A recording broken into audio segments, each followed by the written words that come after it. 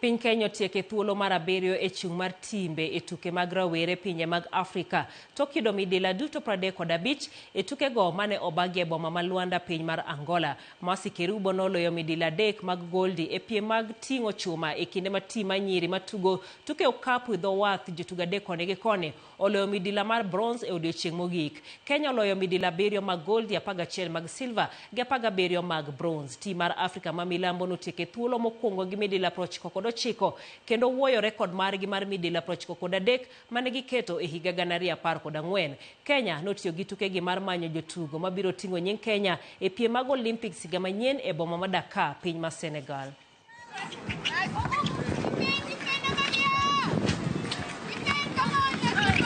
This is a very good moment for us because we have seen new disciplines that, traditionally we were not winning medals, but we have seen that this new discipline, Kenya is now winning medals. And we will, as a State Department of Sports, will continue supporting all the disciplines so that they can get the exposure and the good training equipment so that they can perform well during the upcoming events.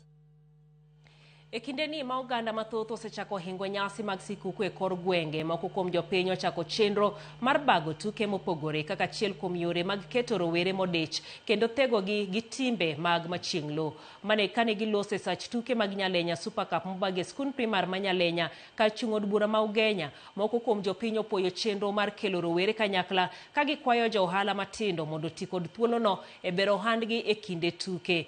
Tuke mag Nyalenya Super Cup oba kod midusa Steve Ogola kendo oywayo